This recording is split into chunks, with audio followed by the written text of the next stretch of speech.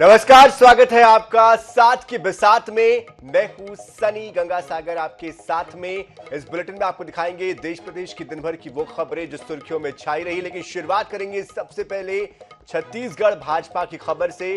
भाजपा के महाजनसंपर्क अभियान के तहत केंद्रीय गृह मंत्री अमित शाह गुरुवार 22 जून को दुर्ग में सभा को संबोधित करेंगे। शाह के दौरे से भाजपा बड़े शक्ति प्रदर्शन की तैयारी में है। तो वही अमित शाह सीएम भूपेश के गढ़ से भाजपा की चुनावी तैयारी का आगाज करेंगे। छत्तीसगढ़ में भाजपा केंद्रीय मंत्रियों और सांसदों के जरिए अपने पक्ष में माहौल बनाने में लगी है। इसी कड़ी में केंद्रीय गृह मंत्री अमित शाह दुर्ग में सभा को संबोधित करेंगे। छत्तीसगढ़ में कांग्रेस बस्तर और सरगुजा संभाग के बाद दुर्ग संभाग में सबसे ज्यादा मजबूत है। दुर्ग संभाग की 20 विधानसभा सीट में से 18 सीट पर कांग्रेस का कब्जा है। यही वजह है कि अमित शाह मुख्यमंत्री भूपेश बघेल समेत प्रदेश के 6 मंत्रियों के गढ़ को ढहाने के लिए दुर्ग में सभा लेकर कार्यकर्ताओं को रिचार्ज करेंगे। छत्तीसगढ़ में अमित शाह का शेड्यूल काफी बिजी है। अमित शाह 2 घंटे 35 मिनट छत्तीसगढ़ में रहेंगे। दिल्ली से दोपहर 12:40 पर रायपुर पहुंचेंगे। अमित शाह दोपहर 12:45 से 1:15 तक रायपुर एयरपोर्ट में रहेंगे। इस दौरान वे लंच करेंगे। दोपहर 1:20 पर बीएसएफ के हेलीकॉप्टर से भिलाई जाएंगे। अमित शाह भिलाई के जयंती स्टेडियम जाएंगे। कार्यक्रम में शामिल होने के बाद सड़क मार्ग से रायपुर आएंगे। सड़क मार्ग से अमित शाह सीधे रविशंकर स्टेडियम पहुंचेंगे। सभा के बाद दोपहर 3:15 को अमित शाह हेलीकॉप्टर से बालाघाट के लिए रवाना होंगे। बालाघाट में कार्यक्रम में शामिल होने के बाद अमित शाह नागपुर के लिए रवाना हो जाएंगे। केंद्रीय गृह मंत्री के दौरे से प्रदेश भाजपा जोश में है। भाजपा का कहना है कि शाह के दौरे से कार्यकर्ताओं को ताकत मिलेगी। कार्यकर्ता नई ऊर्जा के साथ चुनावी मैदान में जाएंगे। प्रदेश प्रभारी ओम माथुर ने कहा कि शाह का दुर्ग दौरा प्रदेश के लिए माइलस्टोन साबित होगा। कार्यक्रम की मजबूती मिलती है, निश्चित रूप से माइलस्टोन साबित होगा कल का दौरा। कल 22 जून को देश के गृह मंत्री माननीय अमित शाह जी का दुर्ग आगमन हो रहा है।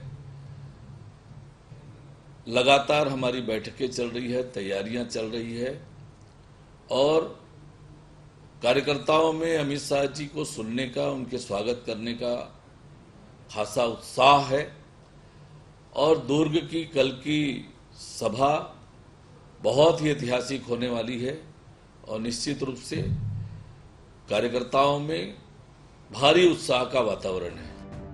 सीएम ने अमित शाह के दौरे पर चुटकी लेते हुए कहा है कि हमारी सरोज दीदी का जन्मदिन है, हो सकता है उनका जन्मदिन मनाने आ रहे हों। दुर्ग साधने पर कहा कि दुर्ग हमारा गढ़ है। अब दुर्ग कांग्रेस का गढ़ है, इसे नहीं साध सकते। कल 22 तारीख है, सरोज दीदी का जन्मदिन है।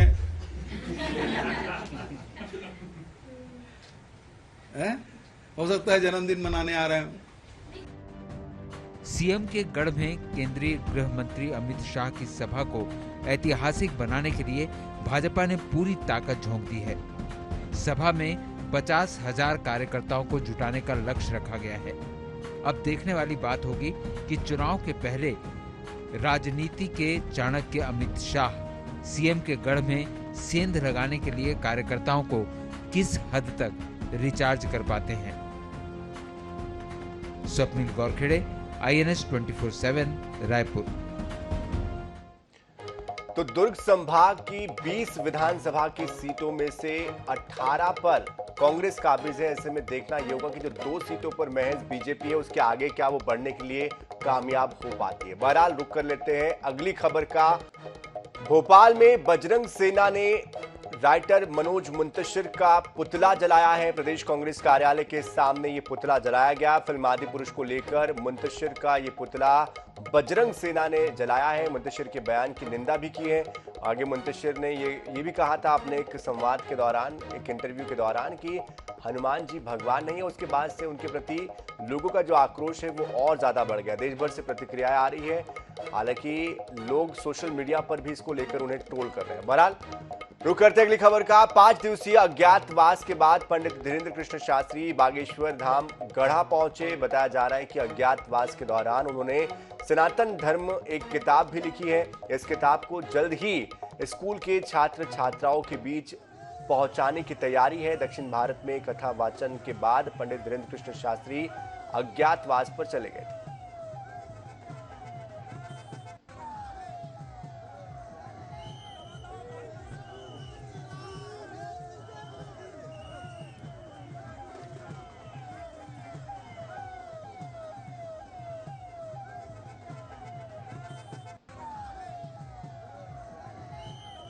लगातार अलग अलग देश के राज्यों में इन दिनों कथा का वाचन वो कर रहे थे। ऐसे में एक ब्रेक उन्होंने लिया और पुस्तक एक लिख ली है।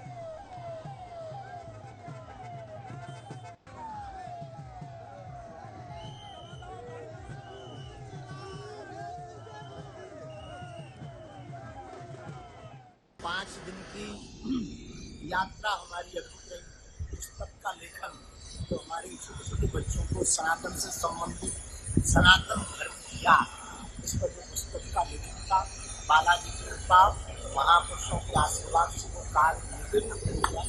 अब हम यहाँ से यात्रा बागेश्वर धाम की करेंगे, बालाजी के चरणों की करेंगे।